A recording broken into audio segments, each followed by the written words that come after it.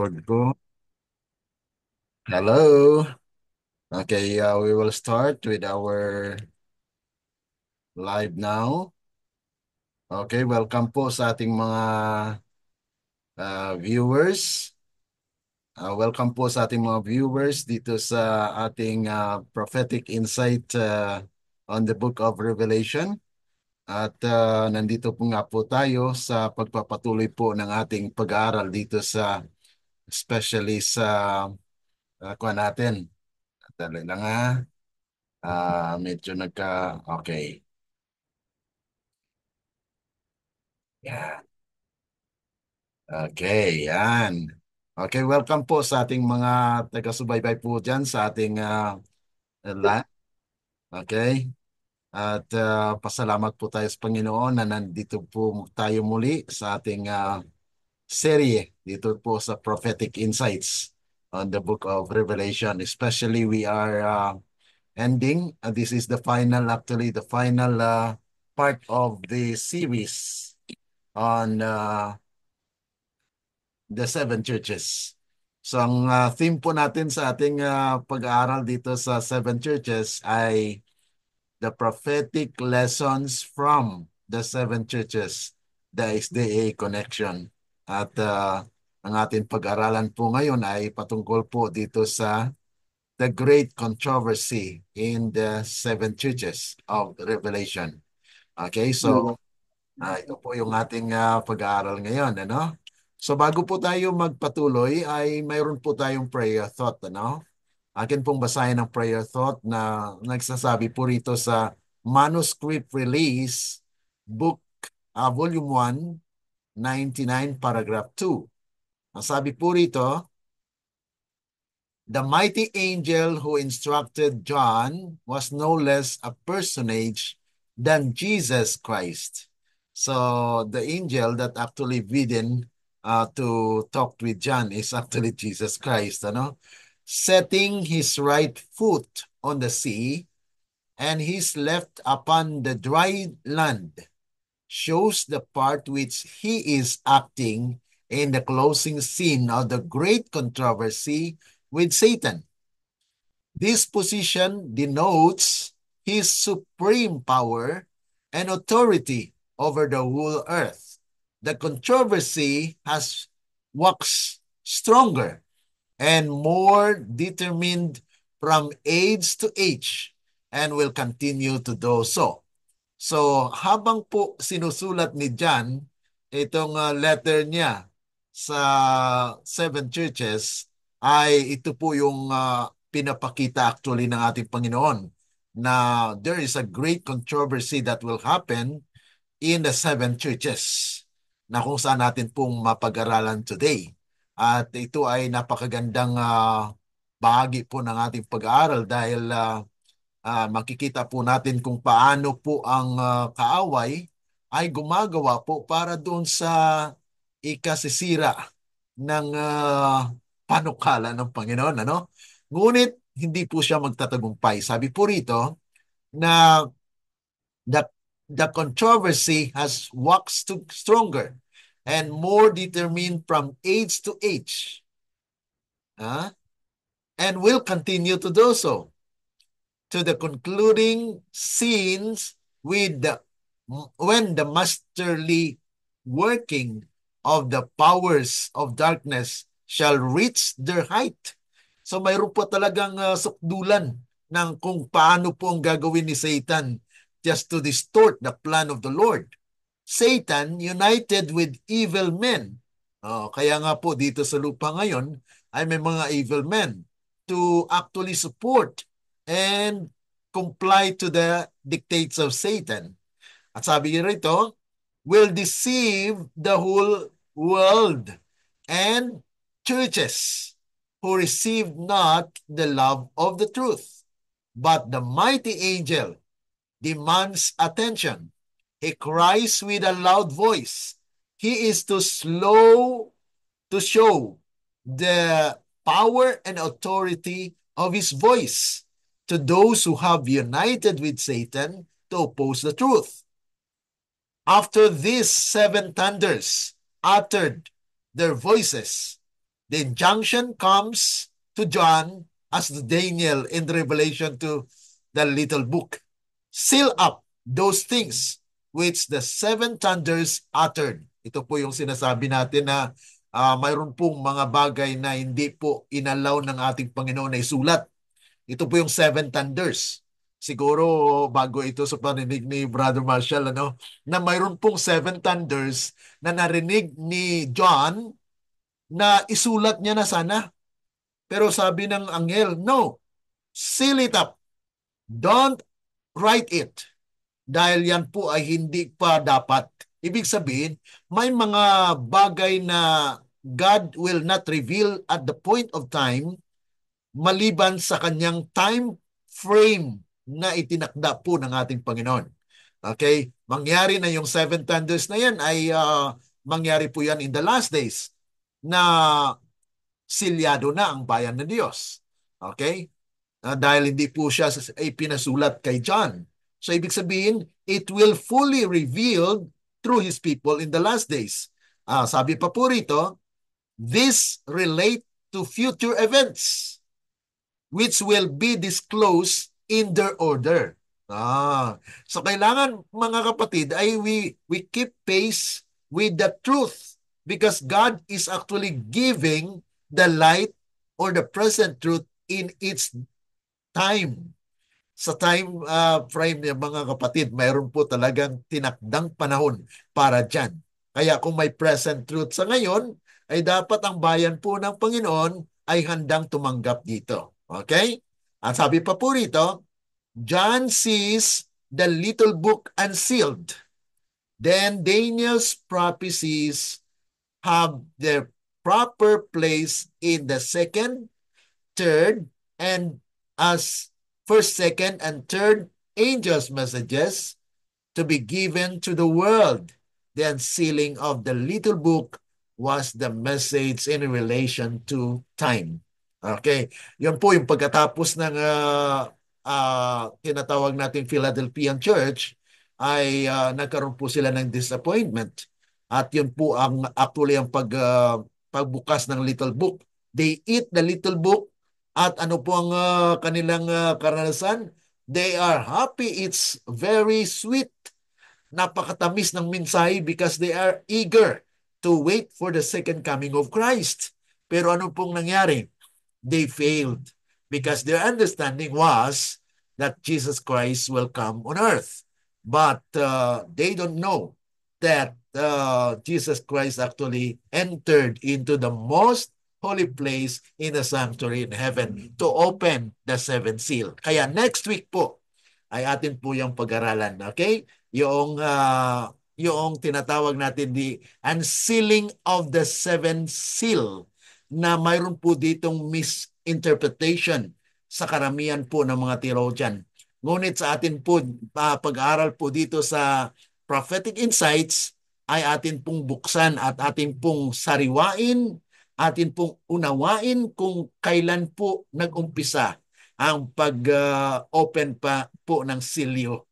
Kasi ayon po sa mga theologian ay binuksan daw po ang first seal sa panahon po ng Christian era. Okay, tingnan po natin yan mga kapatid. So, okay. Now, para po sa ating panalangin ay tingnan po natin na ang Panginoon po ay magbibigay sa atin ng bukas na isipan para po maunawaan po natin ang ating pag-aaral sa hapong ito. Tayo po ay manikluhod sa ating pananalangin. My boy, Neil boy. Okay, let's pray. Neil. Okay, let's kneel. Okay. Our dear and kind lovely Father, we would like to thank you, O God, for this privilege where we can study your words. Maaari lamang, Panginoon, na buksan ang aming mga puso at isipan upang sa ganun, Panginoon, kayo po ay mangusap sa amin sa pamagitan po ng mga aral na inyong ituturo sa amin sa pamagitan po sa aklat ng Revelasyon, na kung saan, Panginoon, ay amin pong pag-aralan ang mga great controversy na nangyari po dito sa seven churches.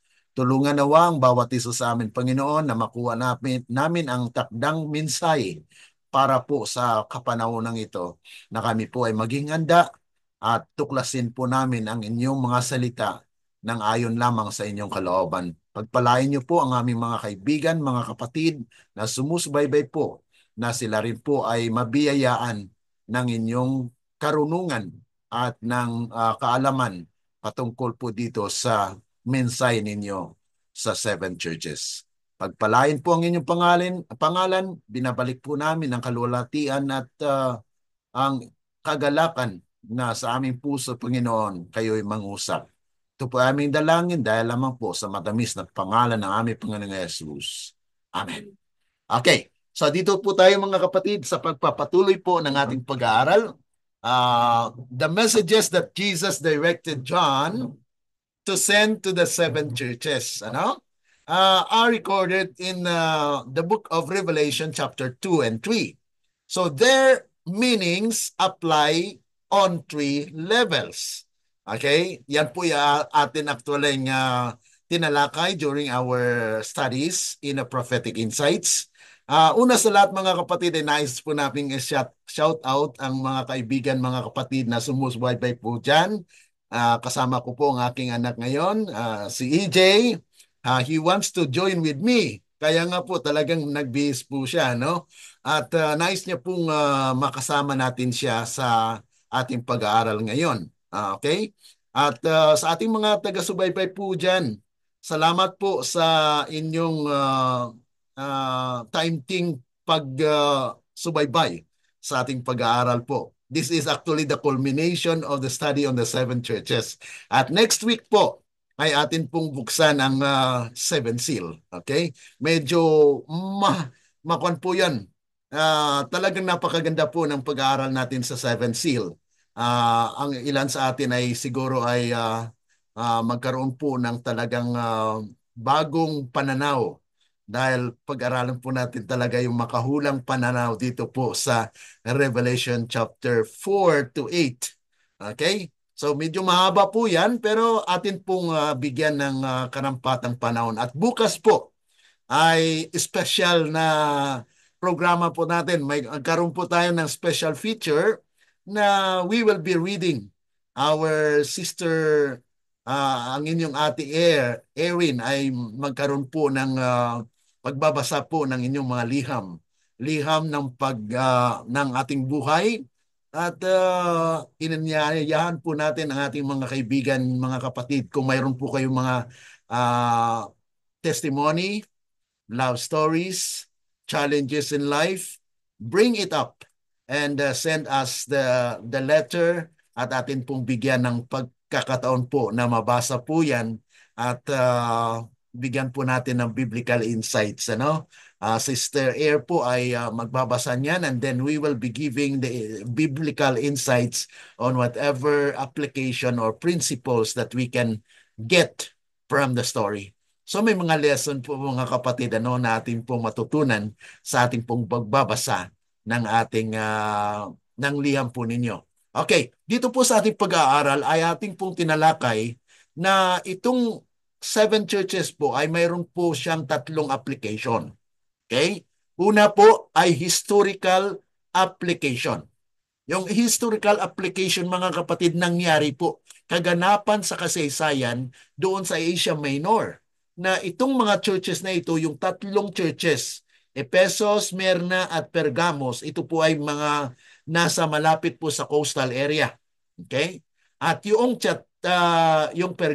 Pergamos, yan po yung pangatlo, Ephesus, Smyrna, Pergamos, o Pergamum, you can actually call it also Pergamos or Pergamum. Okay? And then yung sunod doon na church ay to the north ay yun po yung Thyatira.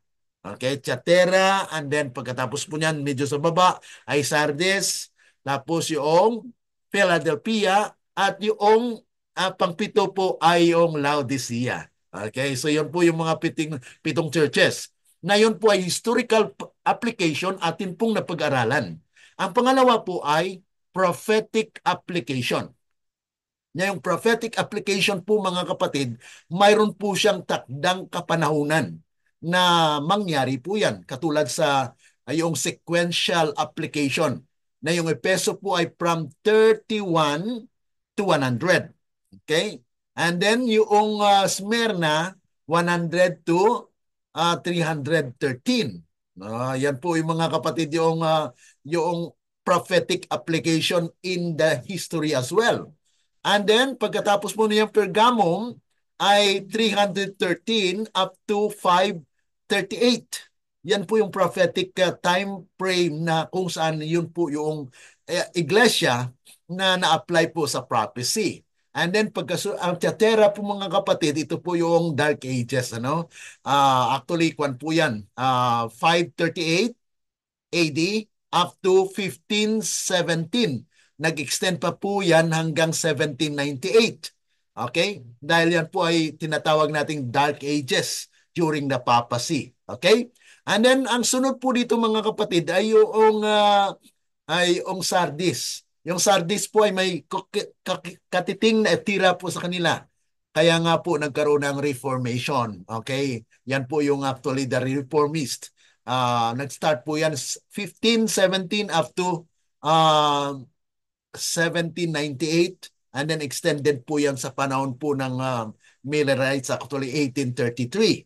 At yung 1833 actually up to 1844, yan naman po yung Philadelphia. Okay? So yan po yung prophetic application ng ating napag-aralan po dito sa seven churches. At yung Laodicea is from 1844, which is actually the Seventh-day Adventist. Dahil walang ibang iglesia na lumabas noong 1844, it was actually through Ellen G. White and its associates na kung saan ay nagpatuloy po silang nag-aral ng propesiya at nabasa po nila yung Revelation chapter 10 verse 11. Ano po bang sinabi doon sa Revelation 10:11? Na mayroon pong little book, okay? Kinain po nila at matamis like honey. And then, pagdating po sa sikmura sa tiyan, ay mapait. And that is experience of the great disappointment. Ano? Nagkaroon po sila ng great disappointment. At pagkatapos po niyan, sa huling bahagi ng talata, ay prophesy again. So there is a prophetic church that had been established after the great disappointment, which is the Seventh-day Adventist. At yun po ay pinakita kay Ellen G. White through vision. Okay, nagkaroon po ng vision ng ang ating propeta, si Ellen G. White po, na actually may dalawang kabataan po na pinili, ano? Na binigyan po ng panaginip pero hindi po nila tinanggap. Okay? At atin po yung mapag-aralan po sa susunod nating pag-aaral when we go with the study on Revelation 14. Especially doon sa pagtatag po ng ating iglesia sa Seventh-day Adventist Church. And then, pagkatapos po niyan mga kapatid, ay si Ellen G. White ay nagkaroon po ng vision na there are people who are traveling along the narrow path. And that is actually the 144,000. So they are actually, the purpose of the Seventh-day Adventist, why it was established was to gather the first fruit or the 144,000. Yan po yung purpose ng Seventh-day Adventist. Ngunit dumami po ang Seventh-day Adventist until the time that we already now, how many? 22 million Seventh-day Adventists around the world. Na kung saan ay ito po yung kaganapan na nangyari po sa ating iglesia na nais po ng Panginoon na i-purify. Nagkaroon po ng mensahe, the fourth angel's message, at ito nga po yung ating pinag-aralan, yung liwanag ng tinatawag nating aplikasyon ng mga propesiya na naganap po at naisulat po ni John at ni Daniel. Now, ito nga po ay in-explain ko kanina na yung historical application, sabi rito, citizens also were expected to participate in public events. Ito po actually ang nangyari during the pagan intrusion to the church, na kung saan ay kaya nga po yung kasaysayan ng ating iglesia ay nagmula po yan sa early Christian church. Kasi ang Panginoon po mga kapatid ay may kanyang bayan, no? Na nag-start po yan sa early Christian church until the time when they experience the persecution, dumating yung Smyrna. Yung Smyrna, mga kapatid, that is the time where the martyrs were killed. Kaya sa kasaysayan po mga kapatid ay nangyari po na talagang sukdulan ang kanilang pagtatayo na kahit yung kanilang buhay ay naitaya. Ngunit yan po ay sweet smelling to the Lord because they will have eternal life. Yan po ang makikita natin dito sa ating pag-aaral po sa Great Controversy in the Seven Churches. At ang pagpahayag po ni Kristo sa kanyang mga iglesia, kasi ito po yung pinag-aralan natin, Seven Churches, nangyari po yan sa kasaysayan. And we have also the prophetic application, which I say that it was, mayroon po siyang time frame na kung saan ay 31 AD up to 100 AD, that is the time where the Ephesus Church existed. Na ang kanilang kasaysayan mga kapatid ay may aplikasyon sa buhay ng mananampalataya at that time. Kaya nga po sabi rito, Revelation is a prophetic book, but only 7 churches were chosen to receive its messages. This fact points to the prophetic character of the messages as well. The spiritual conditions in the 7 churches coincide with the spiritual conditions of God's church in different historical periods. Kaya yun po mga kapatid ang napakahalaga na dapat maunawaan natin. Kaya yung tema natin, the theme of our study is the prophetic lessons from the 7 churches, the Seventh-day Adventist connection. Ano po ang ating connection sa 7 churches? Yun po yung ating pinag-aralan dito sa ating serye, na kung saan ang kanilang karakteristik nandoon sa 7 churches na yon ay nandito din po sa ating iglesia sa ngayon. Ano pong yung Efeso? Nawalan siya ng unang pag-ibig niya. Ibig sabihin, nakalimutan niya yung unang pag-ibig. Ang ilan sa ating mga Seventh-day Adventist members, mga kapatid, nawalan ng kanilang kasigasigan sa pagsamba, sa pagbasa ng Biblia, sa pagbasa ng lesson, nawala po ang kanilang kasigasigan. Kaya ang mensahe ng Epeso ay tugma para sa atin. Okay? Kaya nga po sabi rito, the spiritual conditions in the 7 churches coincide with the spiritual condition of God's people, especially in our church today, the Seventh-day Adventist. Now, the 7 messages are intended to provide from heaven's perspective, hindi po sa makataong pananaw. Kaya nga ang ating pag-aral ay prophetic insights on the 7 churches. Ito po ay perspektibo ng langit na panoramic survey of the spiritual state of Christianity from the first century to the end of the world. Yan po ang kagandahan dito mga kapatid sa ating pag-aaral. Ano? And then, kung tayo po ay nakapanood po sa ating SDA online study page, mayroon po akong PowerPoint. Ano? Sa live po natin ay ito po ay lang, parang kaharap-harapan lang po tayo. Pero dito po sa ating SDA online study page, ay mayroon po tayong PowerPoint na inyo pong mababasa, inyo pong ma-screenshot. At if you have any additional, you want additional more studies, then you can visit our prophetic insight site. I-type nyo lang po sa Google, ano? Type prophetic insights or prophetic series. Yan po mga kapatid ay makikita nyo pong outline ng ating pag-aaral po mga kapatid. Kung hindi nyo po makuha sa ating pag-live ngayon, ay pwede nyo pong balikan. May English, may Tagalog po version ang ating outline. Okay? Sabi po rito sa Selected Messages, Book 1. Sinulat mo ni Ellen G. White, ano? Sabi po rito sa Book 1, page 22. Just as the entire book of Revelation was sent to as one letter that was to be read in every churches. Ibig sabihin mga kapatid, itong mensahe sa 7 churches should be understood by every churches. So the 7 messages also contain lessons that can apply to Christians in every age. So mga kapatid, kailangan pala mga kapatid na ang mensahe po sa mga taga-Epeso, Smyrna, Pergamos, Thyatira, Sardis, Philadelphia at Laodicea ay applicable sa atin din mga kapatid.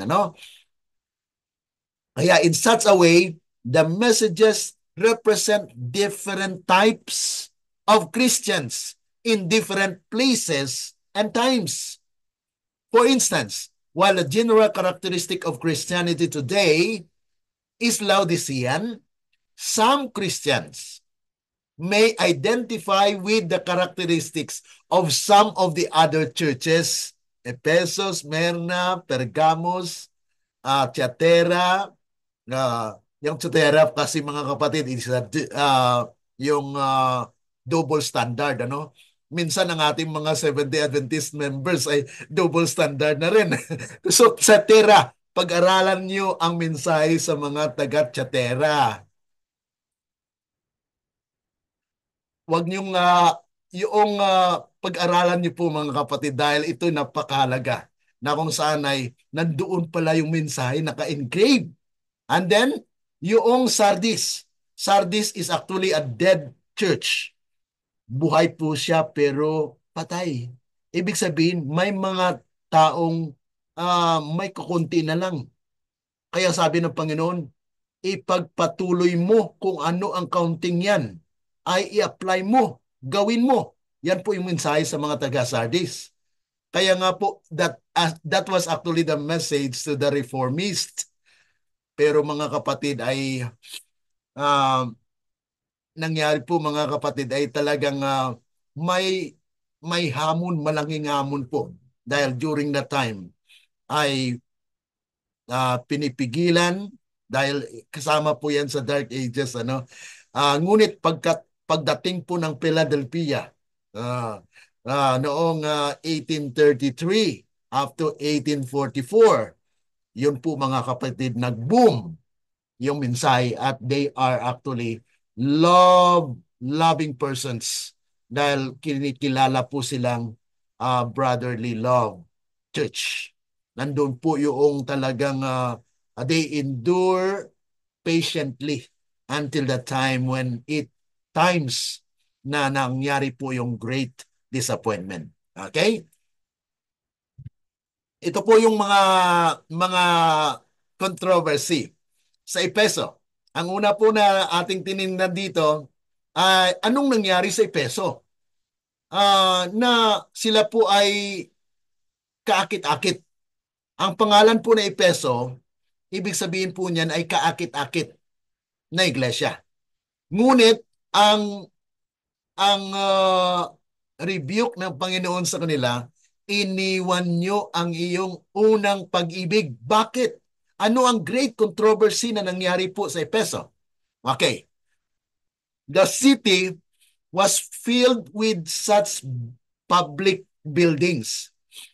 Kasi alam natin mga kapatid, yung Efeso ay kinilala po yan ng New York in the olden times. Alam nyo pa naman mga kapatid ang New York So nandun po yung lahat ng mga sari ng mga building. Kaya sabi po rito sa spirit of prophecy, the city was filled with such public buildings as temples, theaters, gymnasiums, bathhouses, and brothels. It also known for the practice of magic and was notorious for immortality and superstition or superstitious belief. Yet the most influential Christian church in the province was in Efeso. So yun po mga kapatid yung great controversy po sa church ng Efeso dahil po sa hamon ng commercialism, ng worldliness. Ganun din po ang nangyayari sa ngayon na wherever you are, if you are in the city especially, baka maiwan natin yung unang pag-ibig natin dahil ang atensyon natin ay napunta po doon sa mga makasanglibutan na bagay. Yan po ang nangyari dito sa Efeso. Okay? So the persecution of John became a means of grace, na ang paghuli kay John actually ay pagkuan po yun, naging kaparaanan ng biyaya ng Panginoon. Bakit po? Nagkaroon ng pagkakataon ng Panginoon na maisulat ang liham sa seven churches. Kaya nga po nasulat, okay? Nasulat po yung 7 letters to the 7 churches dahil na-exile si John. At sa panahon yun mga kapatid, ay nagkaroon po ng panahon si John to see a vision also. He saw visions and Jesus Christ bids him to write letters to the 7 churches. Kaya nga po sabi rito, John had seen Christ in human form with the marks of the nails which will ever be in his glory, in his hands and his feet. Now he was permitted again to behold his risen Lord, clothed with as much glory as a human being could behold and live. Yan po ang pagkakataon na ang Panginoon po ay nagpahayag kay John. So, ang pagka-exile ni John sa Patmos is actually a blessing in disguise where Jesus had shown himself to John. And it was a revelation, mga kapatid. Kaya pinahayag po dito yung controversy in the 7 churches. Sabi pa po rito, sa sinulatan po ni Ellen G. White sa Youth Instructors o Youth Instructor, April 5, 1900. Sabi po rito, the appearance of Christ to John should be to all, believers and unbelievers, an evidence that we have a risen Christ. It should give living power to the church. At times, dark clouds surround God's people. Makakaranas tayo ng kadiliman sa ating mga karanasan, mga persecution, sufferings, sin, sickness. Nandito po mga kapatid. It seems as if oppression and persecution would extinguish them. But at such times, the most instructive lessons are given. Christ often enters prisons and reveals himself to his chosen ones. He is in the fire with them at the stake. As in the darkness or darkest night, the stars shine in the brightest. So the most brilliant beams of God's glory are revealed in the deepest gloom. Pag ang iglesia po ay nakakaranas ng pagbulusok sa napakailalim, God will raise up those stars that will lighten the earth. The darker the sky, the more clear and impressive are the beams of the Son of Righteousness, the risen Savior. Kaya napakaganda mga kapatid na atin pong maunawaan na ang kontrobersiya dito sa 7 churches are actually demonstration where there is a problem on earth.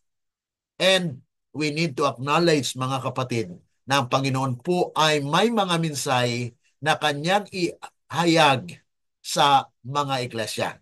Kaya nga po dito sa ating pag-aaral sa mensahe po sa mga taga-Efeso ay may lesson po tayong ating matungayan. at ating pong sariwain. Ano po ang kaparaanan na nahulog ang Efeso sa formalism? Okay? Ephesus fell in formalism.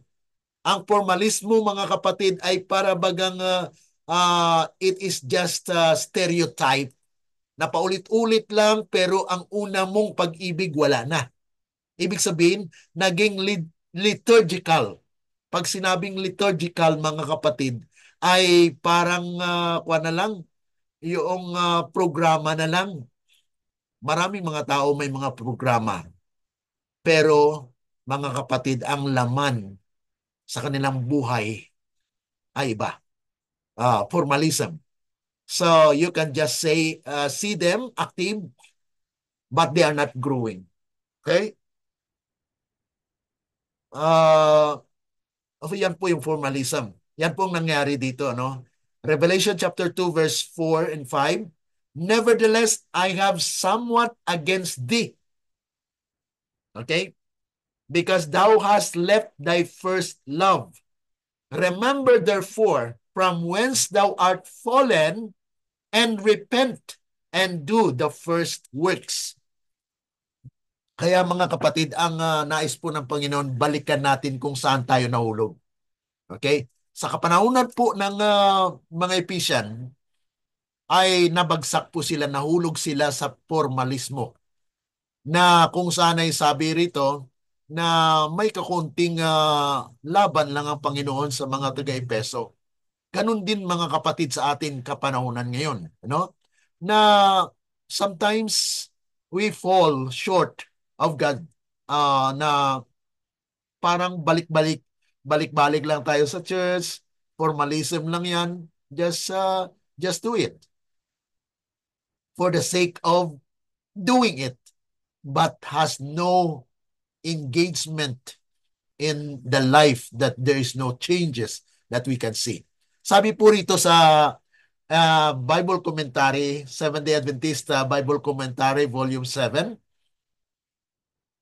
the first experience of the Ephesus church led to good works.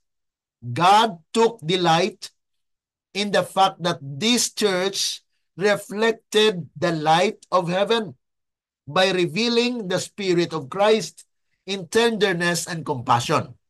But, mayroon pong pasubali, neglected to cherish Christ's compassions and tenderness. Self, as manifested in hereditary traits of character, spoiled the principles of the grand good works that identify the members of the Ephesus church as Christian. Kaya tanggalin po sila bilang iglesia. Dahil nawala po ang kanilang pag-ibig, then tatanggalin sila. The candlestick will be taken out. Mawalan po sila ng saysay. Yan po yung babala sa kanila. Kaya kung tayo rin po ay iniwan natin ang ating unang pag-ibig, tatanggalin din po tayo at hindi tayo kasama sa mga taong kanyang biyayaan. Ano po?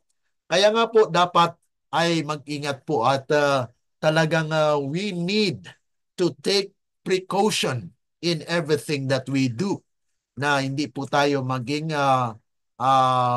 isang bagay na nais ng Panginoon natin pong matungayan sa ating mga buhay. Na kung saan ay God wants that His people will return back to where they fall. Okay? And then, ano pong nangyari dito mga kapatid? Sabi pa po rito, they knew not that a change had taken their place. Kinuha mga kapatid ang bahagi ng kanilang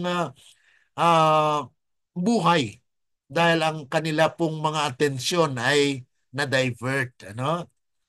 And that they would have to repent, kailangan lang po sila mag-repent because of the non-continuance of the first work. Dahil nawala po ang una nilang kasigasigan sa gawain. Kaya nga po, this is an example for us mga kapatid. No? This message is an example. Ako yun po dito sa Is the Bible Commentary Volume 7. 956 paragraph 7. At ganun din po sa 957 paragraph 4 na sinasabi po dito, the losing of love, the first love, is specified as a moral fall. The loss of this love is represented as something that will affect the entire religious life. Yan po ang nangyayari.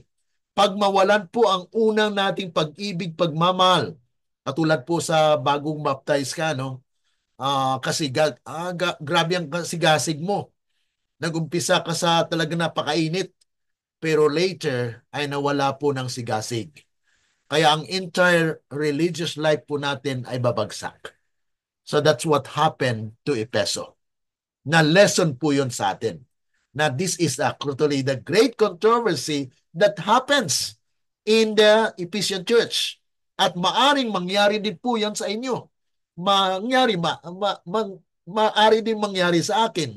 Kaya ito po ay babala para sa atin. Kaya kung may mga struggle po kayo dyan, mga kapatid, isulat nyo. Dahil every Friday, atin pong pagtuunan pansin na kung saan meron po tayong special feature na kung saan ay bring it out, your testimonies at karanasan mga kapatid para mabigyan po natin ng biblical principles at maka-learn po tayo ng mga prinsipyo sa banal na kasulatan, especially po dito sa ating pinag-aralan sa prophetic insights on the book of Revelation. Especially po mga kapatid, next week ay pag-aralan po natin yung the book with the seven seal. Marami po ang hindi nakaunawa ng seven seal, mga kapatid. Kahit sa ating iglesia, ay ang application po ng opening of the seven seal is wrong. Kaya nga po, itama po natin. Atin pong saliksakin sa banal na kasulatan, umpisa po sa Tuesday, next week. Okay? Buksan po natin how to understand. We will explore the book with the seven seal. Ano po ang layunin po nun ng ating pag-aaral na yon. Okay, tutungo po tayo dito sa great controversy sa Smyrna at Pergamos or Pergamum. Smyrna was a beautiful and wealthy city. Okay? But it is also a center of mandated emperor worship.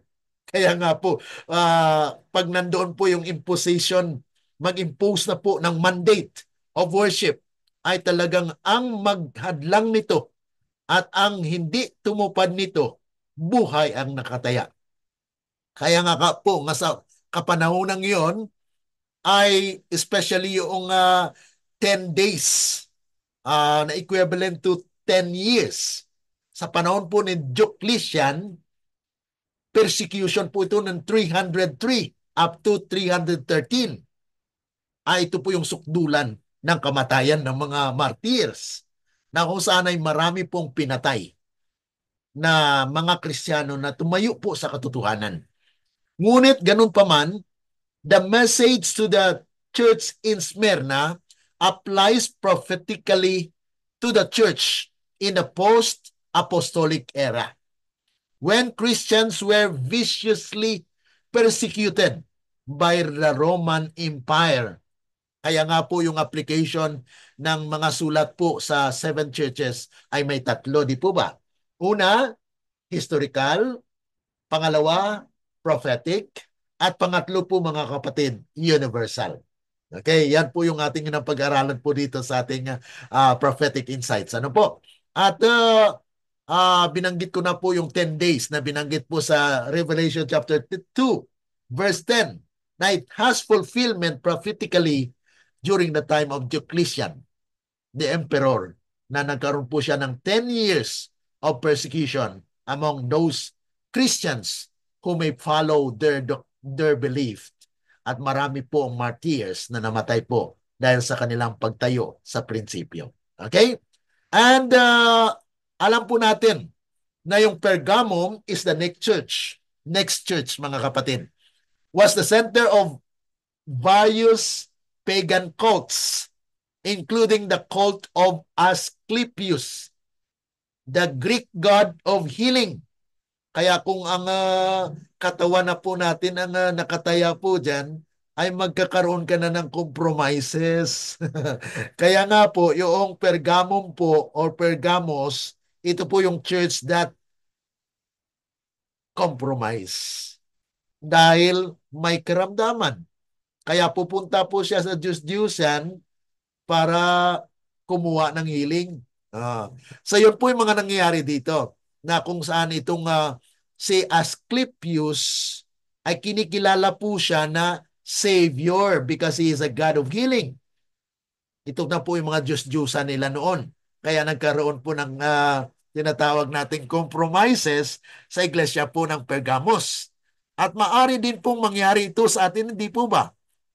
Na mayroon tayong natural healing, pero pag buhay na po natin na nakataya, baka pupunta na rin sa quack healing, ano? Yun po mga kapatid, yung compromises. That you compromise the principles na ito po ay hindi kanais-nais na sabi po ng Panginoon ay don't be compromising. Okay. So, Pergamum had a leading role in promoting the cult of emperor worship, which as in Smyrna, ikumpara natin sa Smyrna, ang kanilang controversy po doon, ang buhay nila ang natataya. No? Dahil kung hindi sila mag-worship, ay papatayin sila. Kaya nga po, nakita po yon ng mga tao, no? Sa taga Pergamum. Kung mangyari sa atin yan, mamatay din tayo. Ah, Kaya nga po nagkaroon sila ng compromises. Dahil nakita nila ang nangyari sa mga martyrs na namatay talaga. Ah. Kaya nga po sabi rito, no wonder Jesus said that the Christians in Pergamum lived in the city where Satan's seat is and where his throne was located. Dahil yun po ang panahon actually ng talagang pagbagsak, ano? 3:13 up to 5:38.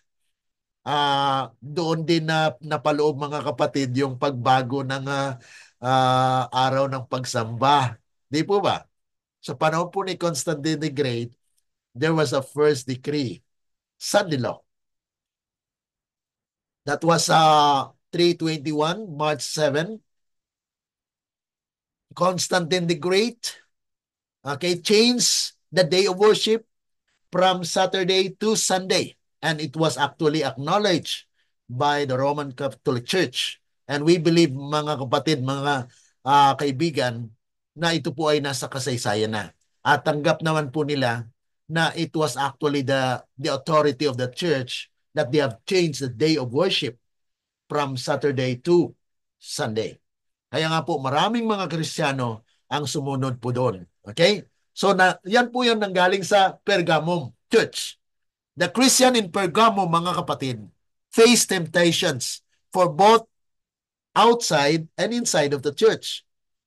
While most of them remain faithful, some, the Nicolaitan, advocated compromise with paganism in order to avoid persecution. Yan pong nangyari sa kasaysayan ng mga iglesia. Now we believe that it is now a part of the history na nangyayari po sa mga churches. Na maari na ikaw po ay kasama sa isang church, ngunit mayroon kang compromises. And that is actually the spirit of Pergamus, where they compromise because they don't want to be criticized. Okay? They don't want to be criticized. So they compromises their ideals, their doctrine, their belief in order just to be considered okay. Okay. So, alalanin po natin yung sulat sa mga taga-Pergamos. Okay? At nangyari nga po yung mga sexual immorality po dito sa Pergamos, kaya ang mensahe po ng Panginoon sa kanila ay repent, magsisi. No? Na kung saan ay nais ng Panginoon na ang kanyang iglesia po ay magkaroon po ng pagbabago sa kanilang buhay na hindi na po mag-compromise. Kung anong katotohanan, tayuan niyo po. Okay?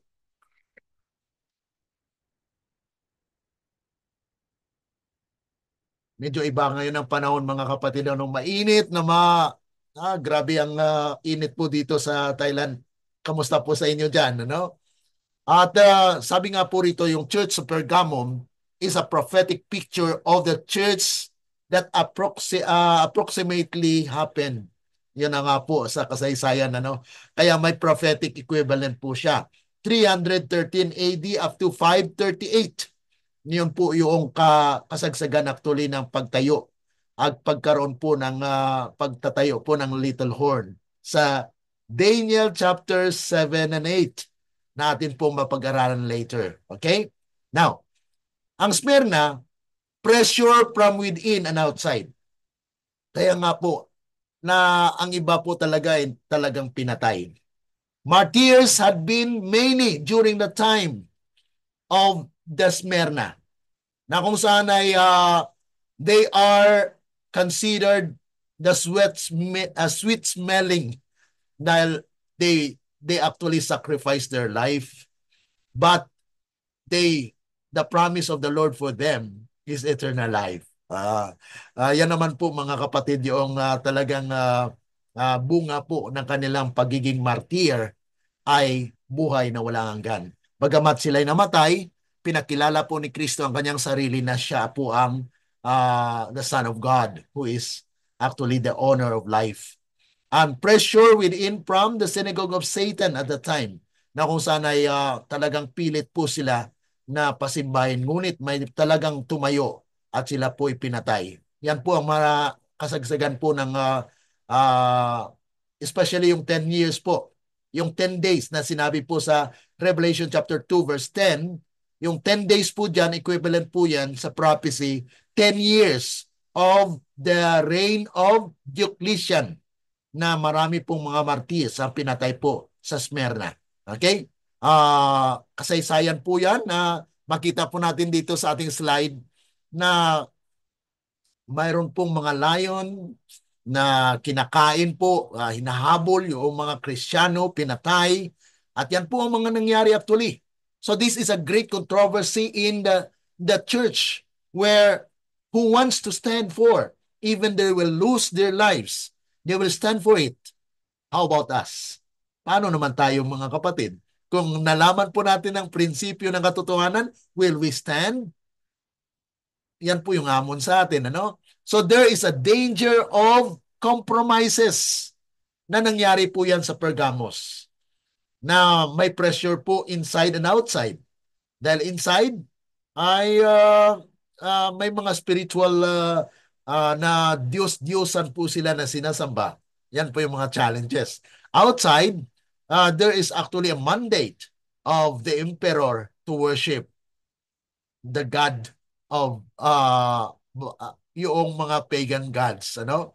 Kaya nga po dito sa chapter 2 verse 14 and 15 ay nakita po natin dito na may mga threat din sa Nicolaitan na kung saan ay talagang mapipilitan sila na mag-compromise. Pero ang mga nanatili na tumatayo po mga kapatid sa doktrina ng Panginoon ay talagang magtagumpay po ng buhay na walang hanggan. At nandito rin po yung doktrina ni Balaam. Actually, na-explain po natin yan sa ating nakaraan na mga pag-aaral. At we will just continue on, especially dito po sa mensahe ni Kristo sa mga taga-Tiatira. Alam niyo po yung Tiatira. The great controversy that happens here is after po ng compromises of Pergamum, dito naman po sa Tiatira ay double standard. Double standard na po. Nagpaigting na kanilang may mga talagang increase of immorality na nangyari po dito sa Tiatira. Like the church in Pergamum, the church in Tiatira was pushed to compromise with a pagan environment. The name Jezebel. Jezebel po yung yan na po yung panahon actually ng religious false system. Ang Jezebel dito mga kapatid, hindi po si literal na Jezebel, kundi ang false system of worship na nangyari po yan sa panahon ng papacy. Okay? Because itong Thyatira mga kapatid ay sa prophetic year na nangyari po ito ay 538 up to 1517. Nag-extend pa po yan hanggang 1798 noong hinuli po ang Papa ni General Beltier. Kaya nga po, yan po ang natigil yung 1260 years. Okay, yan po yung Dark Ages. Ano? Okay, so dito po ay yung influensya ng full system ay naghatid sa mga tiyatera na magkaroon ng double standard na they lead to apostasy, apostatize, and they are now accepting the doctrine of the devil. Okay? Jesus portrays Jezebel as spiritually immoral. Revelation chapter 2 verse 20. Those church members who compromised the truth and adopted unclean pagan ideas and practices were committing spiritual adultery with her. Kaya nga po, kung tayo po ay tumatanggap ng mga paganong pagsamba, yung mga traditions, katulad po yan ng mga sayawan for the goddess of the culture. Kaya nga po may isa tayong kapatid na nagtanong po sa atin na okay lang po ba magsayaw? Sayaw ng cultural dance, ano? Cultural dance kahit Seventh-day Adventist ay nagsasayaw at parang ang kanilang ari na lang ang natatabunan, ano? Sayaw sila diyan. So it is actually a pagan worship, a pagan form of worship na pagsamba po sa Diyos-Diyosan.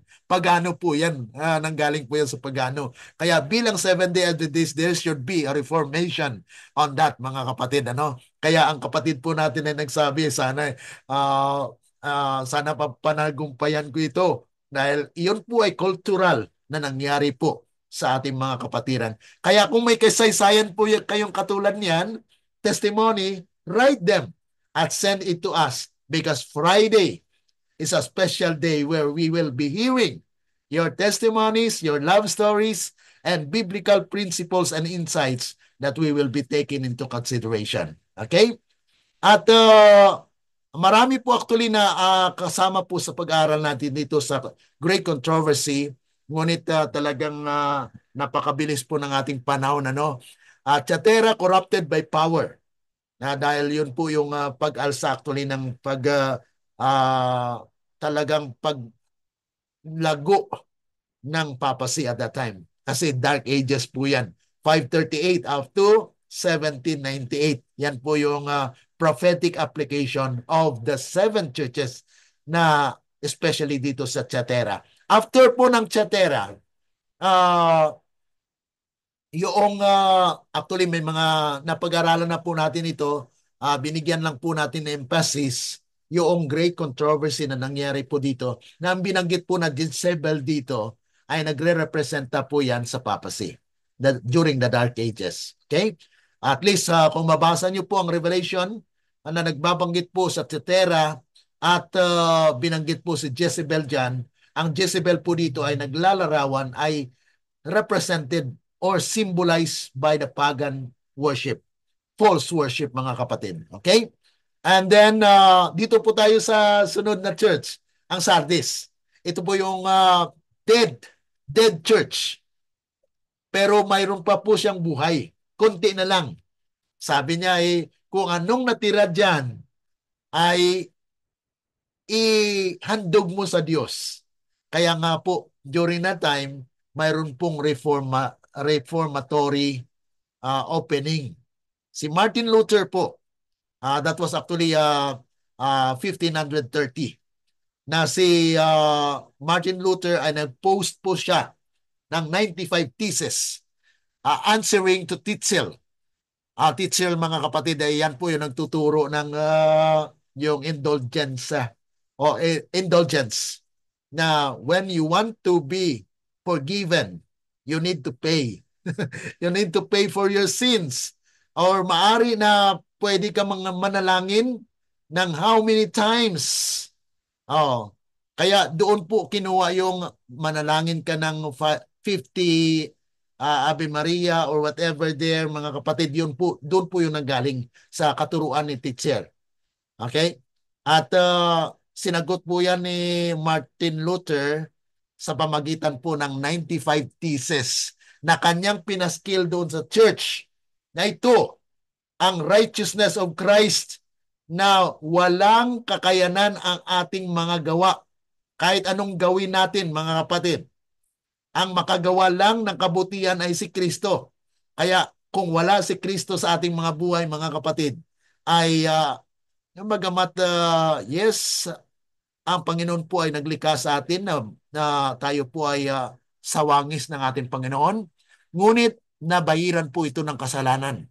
Kaya nga po ang nature natin, ang ating likas ay makasalanan. Kaya nga po kailangan natin na mabuhay muli. Kaya may born again experience. Kung ikaw ay born again na nanonood ngayon, salamat. God has given you the gift where you are born again. But we need also to consider to keep the commandments of God. Kasi kung na-born again ka, mga kapatid, hindi ka labagira o labagiro. Ibig sabihin, hindi ka lumalabag sa kautusan ng Panginoon. Kasi ang biyaya po ay nagbigay sa iyo ng pagkakataon na mamuhay ng masunurin, hindi po ng labagiro na kung sana sabihin natin, ako'y naligtas na sa biyaya, kaya nga po ay hindi ka na sumunod. Yan po ay mga kapatid ay is a deception ng kaaway, mga kapatid, na ang biyaya po ay hindi nagwarrant sa iyo na maglabag na ng kautusan. Dahil ang kautusan po ay bunga ng ating pagmamahal at pagkilala sa biyaya ng ating Panginoon. Okay, ang Sardis po. Sardis has a glorious history. But by the Roman period, the city had lost its prestige. Bakit po, mga kapatid?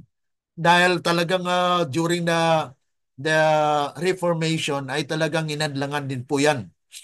They have this uh, talagang nagpunyagi. Talagang labanan, mga kapatid, ano?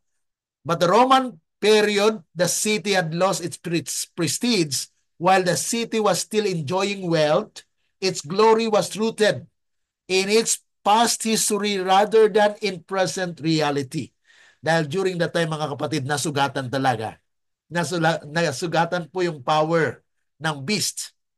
At yan po mababasa natin at mapag-aralan din po natin sa Revelation chapter 13 na yung one head was actually wounded up to death. Yan po yung kapanahonan ng na natigil po ang kapangyarihan ng papacy. Ngunit gumaling siya. Okay, atin po yung mapag-aralan sa Revelation chapter 13. Okay? So the ancient city had built on the top of the steep hill and was nearly impregnable because the citizen felt so secure. Mga kapatid. So the city walls were guarded carelessly while Jesus recognizes a few Christians in Sardis as faithful. May mga tao pa talagang sila po ay talagang spiritually mayroong stamina na talagang tumayo sa prinsipyo. Kaya isa doon, mga kapatid, ay si John Wycliffe na kinikilala rin po na Star of Reformation na i-translated the Bible into English. So yan po yung mga kabahagi po yan ng kasaysayan na kung saan kabahagi rin po sa the little faith that they have na bagamat sila'y buhay, ngunit patay. So yun po, mga kapatid. So there is actually a chance wherein only little portion of them are striving to be faithful. Dahil kasagsagan pa po yan, mayroon pa pong kapangyarihan ng papacy at that time.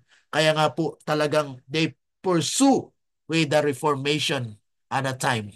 And then, until the time when the message na kung saan ay bagamat kinikilala po na ang Sardis ay patay, mayroon pa po mga natitira talagang nagnanais po na magkaroon ng pagbabago. So there is a satisfact with the name na kung saan ay inakala nila na buhay pero patay pala mga kapatid. Kaya ang controversy sa church din mga kapatid, baka inaakala natin na okay lang tayo.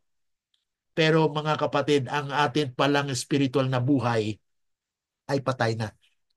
Okay? You may profess to be Christians, but yet if you are not, and we are not in harmony with God's truth, then we are living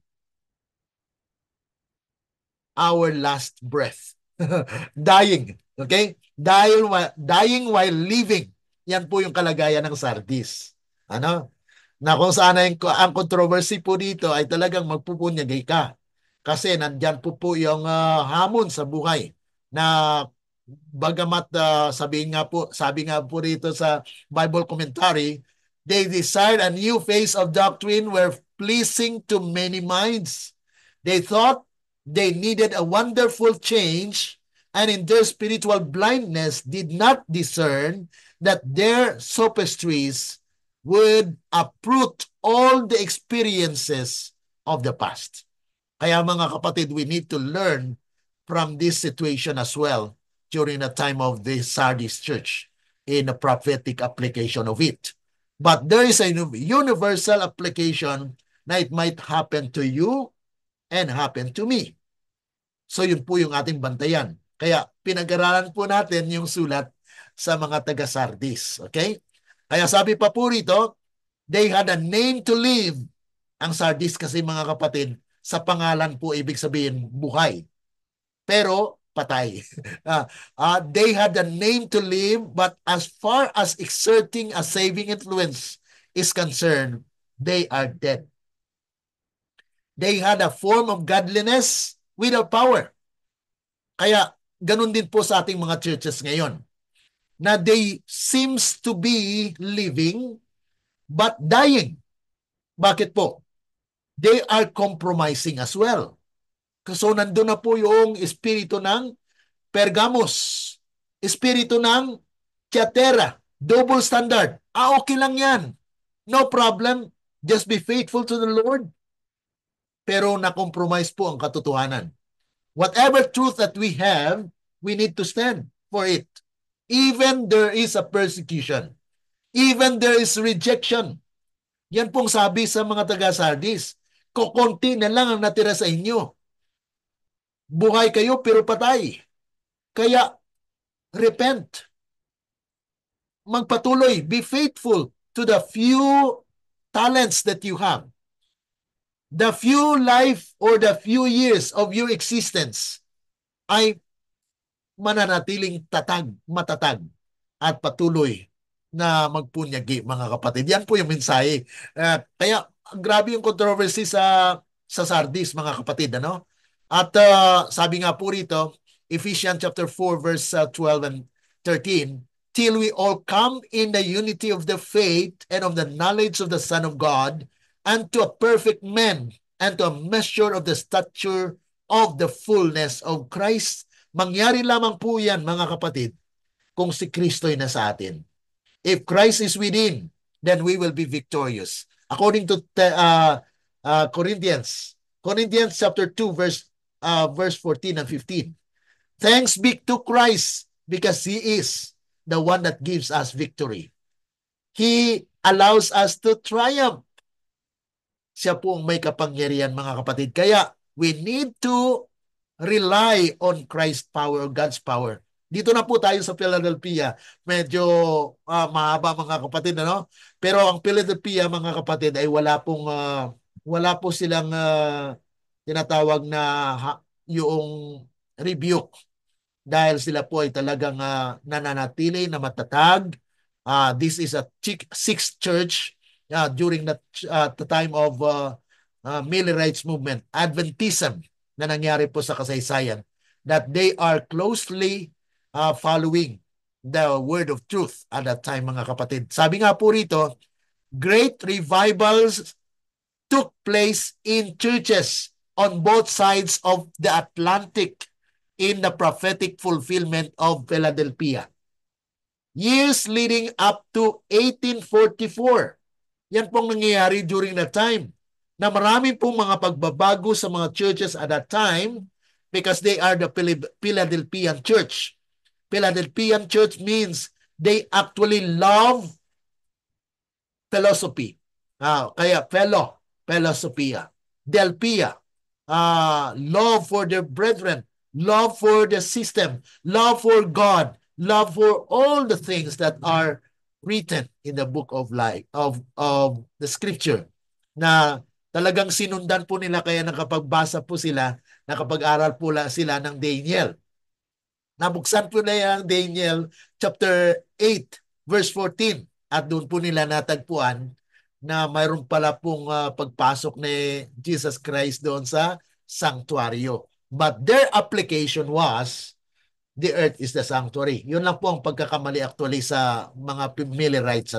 But the exact date of event had happened October 22, 1844 when Christ entered into the most holy place to open the book with the seventh seal. Yan po ang pag-aaralan natin next week.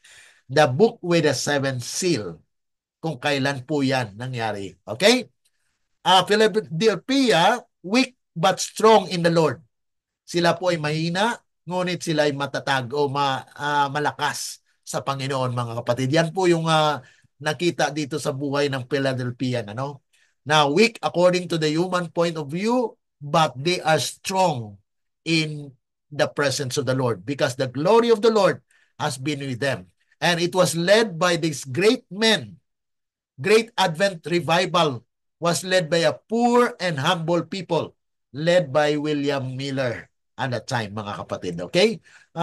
Marami pa po, mga kapatid. I cannot actually explain more on this, but we will also discuss that in other parts of our Prophetic Insight series. Okay? So hindi natin lahat talaga matakol, mga kapatid. Punta po tayo sa ikapitong iglesia, Laodicean. Ang Laodicean po ay nanggaling po siya sa dalawang Grigo na salita. Okay? Laos and Diceia. Ang Laos po, mga kapatid, ay people. Diceia means judgment. So ibig sabihin, the Laodicean church is actually the people or the church that has a judgment message. Kaya nga po, they sounded the three angels' message. Revelation chapter 14, 6 to 12. Yan po yung three angels' message. Na sinasabi po doon, fear God and give glory to Him for the hour of this judgment is come.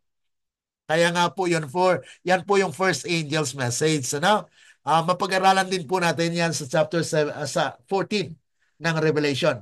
Ngayon, atin lang pong binabuksan na ito po introduction na ang Laodicean Church, mga kapatid, ay nandito na po sa ating kapanahunan ngayon. From 1844 up to now, it's a long period of time na nangyari po, mga kapatid, ng mensahe ay hindi pa po natatapos because the characteristic of these 7 churches ay nangyayari po sa kanyang iglesia in these last days. Okay? At marami pa po, mga kapatid. Laodicea found one thing of seal. Wala na pong, sabi nga po rito, the message to the Church of Laodicean applies especially to the people of God today. It is a message of professing Christians who have become so much like the world that no difference can be seen. Yan po ang kalagayan ngayon ng iglesia ng Panginoon. Na para bagang wala na pong kakaiba. Kaya nga po, God sent another messenger. Kaya may fourth angel's message. Kaya yun po yung ating pinag-aralan po dito sa SDA online study. Where you are hearing the another angels or angel that will give force and power to the third angel's message, and it will swell into a loud cry. And that will actually close the history of the world. Yan po yung Matthew 24, verse 14. Ano pong sabi sa Matthew 24, verse 14? And the gospel of the kingdom shall be what? Shall be preached to all the world, to all the earth, and the end shall come. So there will be an establishment of the kingdom so that the gospel will be preached. Because it says there, and the gospel of the kingdom. So there will be a kingdom at that time, the establishment of the kingdom, then the end shall come. Kaya nga po may mga misunderstanding din tayo dyan. Akala natin ito na yung three angels message sa magtatapos ng gawain na tayo mga Seventh-day Adventist. Pero may another angel pa pala mga kapatid na ito ay mag-give force and power to the third angel's message. Kaya nga po mayroong revival and reformation na mangyayari sa iglesia mga kapatid. Okay? At may mga grupo ng mga tao din sa church misuse of the testimony of Jesus. Ginagamit po nila yung SOP, the spirit of prophecy, to attack the church. Yan po ang karamihan na ginagamit po to attack the church. Not to plead with the church. Dahil iba po yung atake at saka plead. Ano po? Ang mensahe po ng Panginoon to plead with the mother. Hosea chapter 1 and 2. Yan po ang mensahe natin na mapag-aralan later mga kapatid sa ating pag-aaral. Okay? And then, we're given great opportunities to Laodicea. Binigyan po tayo actually ng mahabang panahon na kung saan ay binigyan po tayo ng pagkakataon na maging banal. Dahil ang closing work for the church is actually the sealing. May silyo po. God will seal His people in these last days. That's why God has given us the great opportunity wherein we could be part.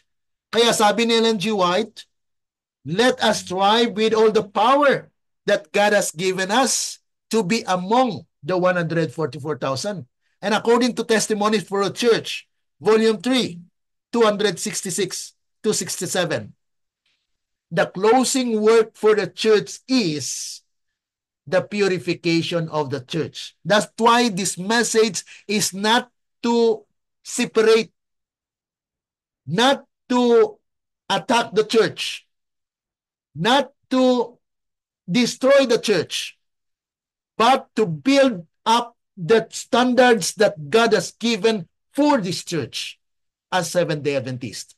Kaya ang ating pong page sa Facebook is SDA Online Study, because this is a message to you, Seventh-day Adventist. We are all Seventh-day Adventists and we are in a Laodicean condition. And that is actually a great opportunity for us to be a part of the Laodicean church, because there is a hope. Ano pong hope? Sabi ng Panginoon, buy of me gold tried in the fire. And we have discussed yesterday that the eschatological threat sa Laodicean, mga kapatid, kung hindi po siya magbili ng gold tried in the fire and white raiment and eye salve that he may see, he will be spewed out. Siya po ay iluluwa ng Panginoon. So in order not to be spewed out from the mouth of the Lord is to buy gold tried in the fire. And we have studied last Tuesday that gold tried in the fire means our faith and love will be tested. Amen. So kaya nga po ang ating pananampalataya at ang ating pagmamahal ang ma-try dito. Subukan ang ating pananampalataya, kaya ang ilan sa atin makakaranas po ng disappointment, discouragement, incontentment sa mga nakikita natin sa iglesia. Pero mga kapatid, ang magpatuloy hanggang sa wakas ang siyang maliligtas. Matthew 10:23. Kaya mga kapatid, when God establishes His kingdom, that's actually the finality of it. Because the glory of the Lord will be reflected on them. They will be transformed from glory to glory, and they will be able to see Jesus in the clouds of heaven. And that's a great opportunity for the Laodicean because you have hope. At binigay pa po yung white raiment. Ang white raiment na yun, mga kapatid, ay Christ our righteousness. Yung ISAB is actually the discernment, spiritual discernment through the spirit of prophecy. Kaya nga po, may prophetic insight po tayo na atin pong tinitingnan ang mga talata sa Biblia na sang-ayon po sa espiritu ng hula ay magaganap in our time. Kaya nga po mga kapatid, it's a great opportunity for us that we are disciplined by the Lord. Pero ang minsan mga kapatid, we resist the discipline of the Lord. Na kung saan ay nais niya po na ilapit tayo sa Kanya. Kaya there is a rod. Mayroon pong pamalo. Ano pong pamalo? Ang pamalo na ito ay na-prophesy po sa Micah. Micah chapter 6 verse 9. Ang alam lang po natin na i-memorize yung verse 8 bilang mga Seventh-day Adventist. Pero hindi natin pinatuloy sa verse 9. Eh sabi doon sa verse 9, the Lord's crieth in the city, and the man of wisdom shall know his name. Hear ye the rod, and who hath appointed it. Sa pakinggan natin yung rod. Yung rod na yun mga kapatid, nagsasalita. Ibig sabihin, ang rod na yun ay mensahe. It's a message that will actually speak to His people and will bring them back to God. Dahil linais po ng Panginoon mga kapatid na ma-purify ang ating iglesia, the Seventh-day Adventist. In conclusion mga kapatid, its messages that we have heard from Ephesus, Smyrna, Pergamos, Thyatira, Sardis, Pergamum, Philadelphia, Laodicea. The seven churches, we must learn the lessons from them.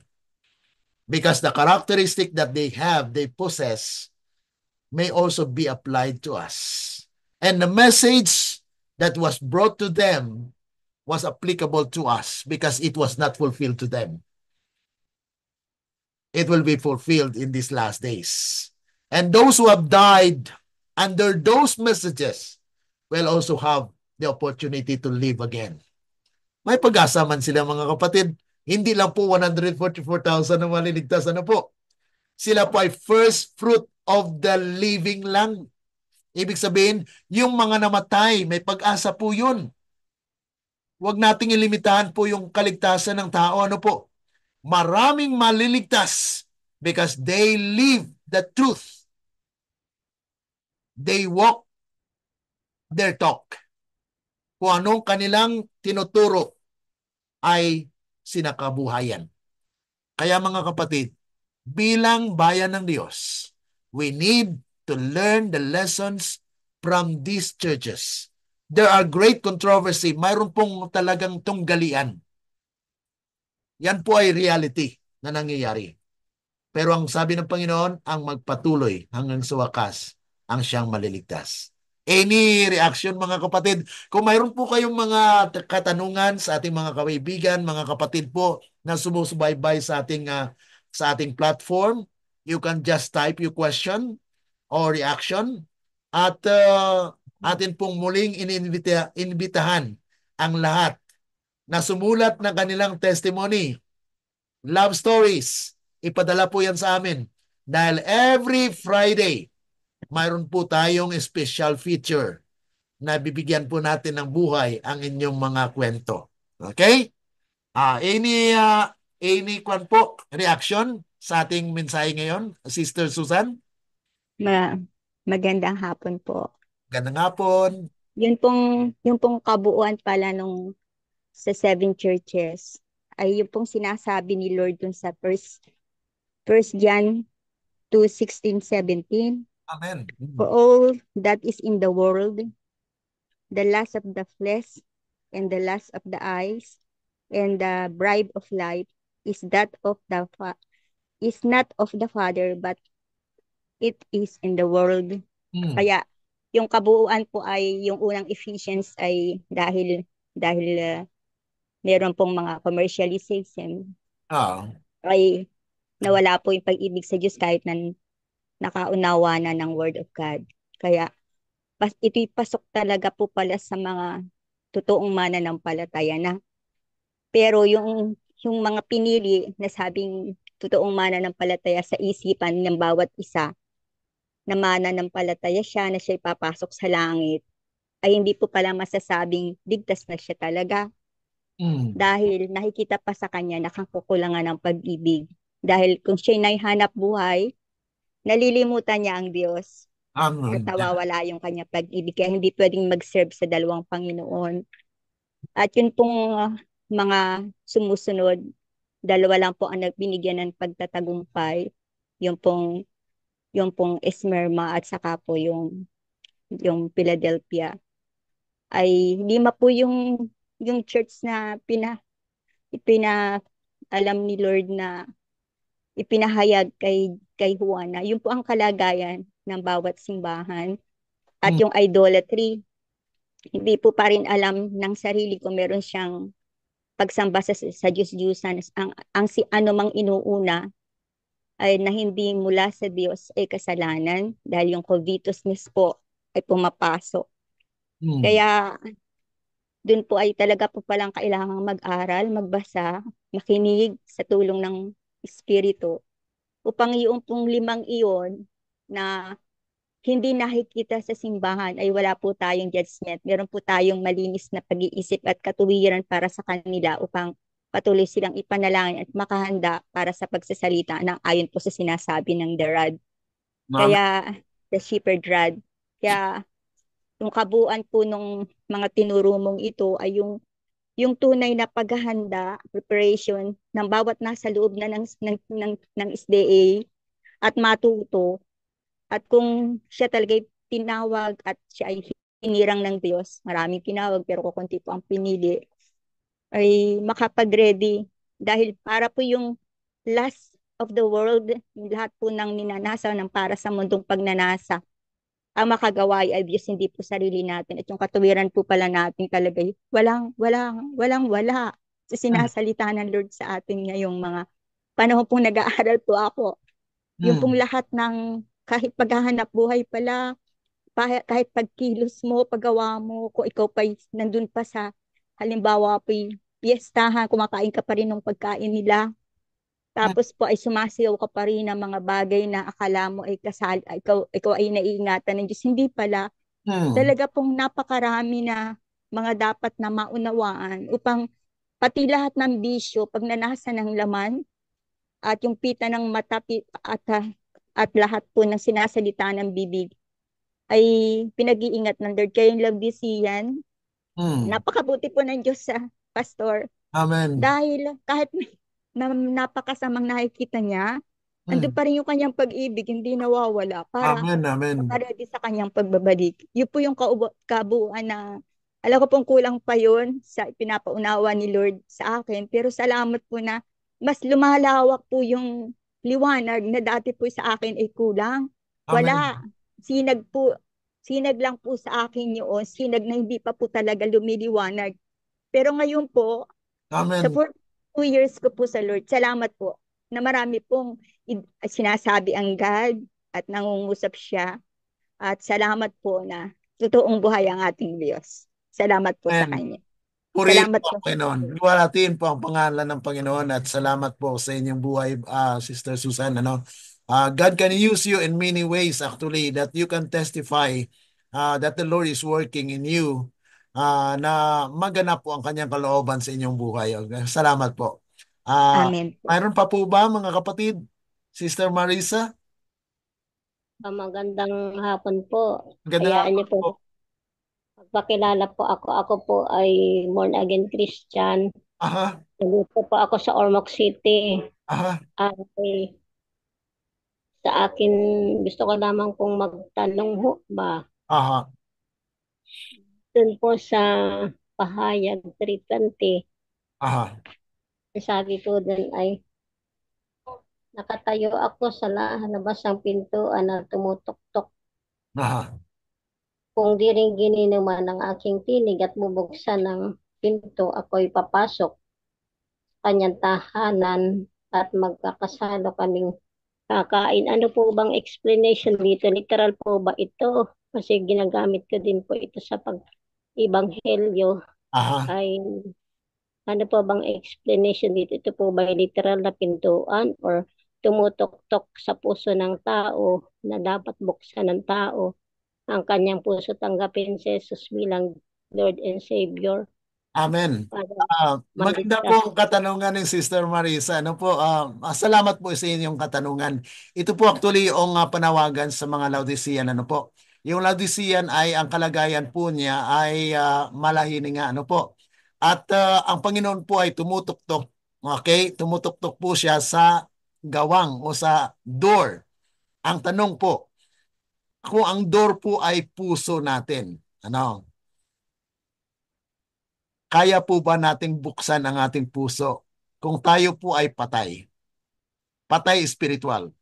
Okay?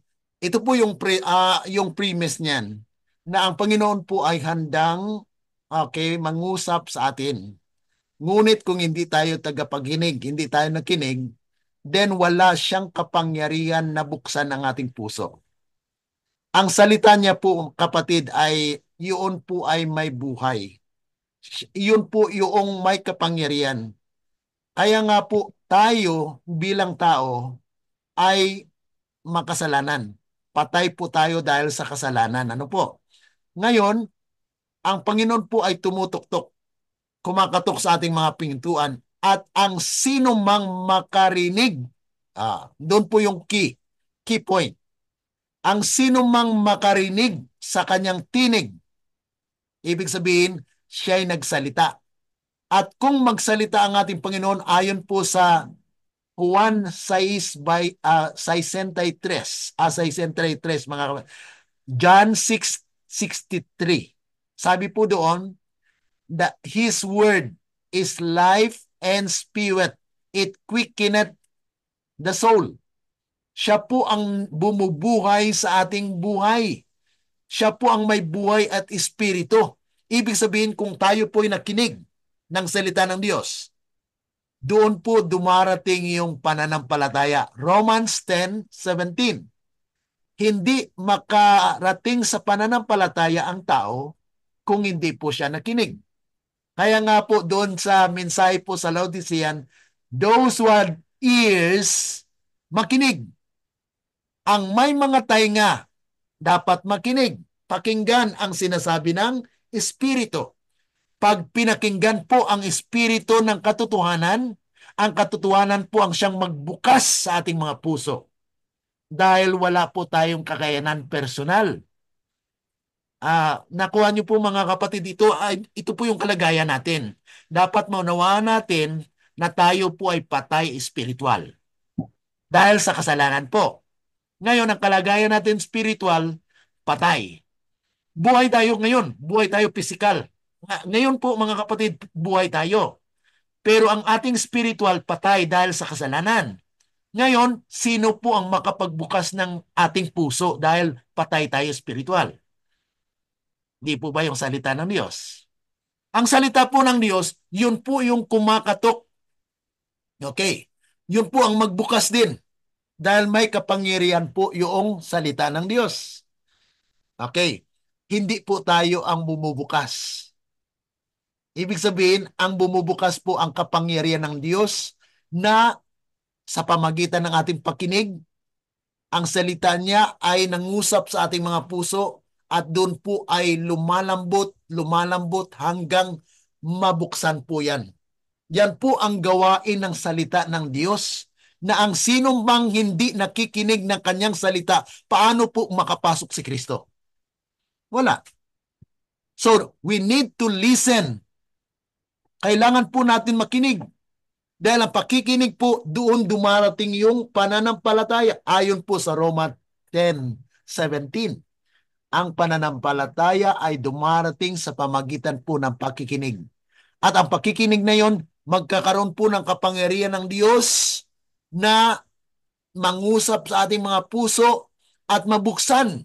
At ito po ay dumarating yung ating pagtitiwala at pagmamahal sa Kanya. Ibig sabihin, ang pananampalataya at pag-ibig, regalo ng Diyos. Kaya nga po ang ating kaligtasan po ay biyaya. Tama po kayo kasi ang mga born again po, they believe that we are saved by grace. And biyaya po yan ang kaligtasan natin. Nangusap po ang Panginoon sa ating mga puso at binuksan niya ang ating mga puso. Kaya nananalangin po tayo, di po ba? Nananalangin po tayo, Panginoon, buksan mo ang aking puso. Sa sino pang nagbubukas? Ang Panginoon. Hindi mo kasi kaya eh. Hindi po natin kayang buksan ang ating puso. Hindi po ba? Mangyari lamang po ito na hayaan natin na mangusap ang Panginoon sa atin sa pamagitan po ng pag-aaral ng salita ng Diyos. May 4 po na provision para maganap po ito. Una, pag-aaral ng kanyang salita, magbasa ng Biblia. Para mapakinggan po natin at mangusap po siya at mabuksan ang ating mga puso. Pangalawa, panalangin.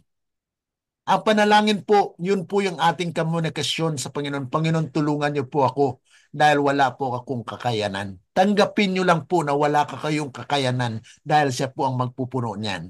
Ayan po yung pangalawa. Pangatlo po, fellowship. Ang fellowship po, yan po yung ating pakikipag-ugnayan sa mga taong nangangaral, nagtuturo ng tama. Yun po mga kapatid, fellowship.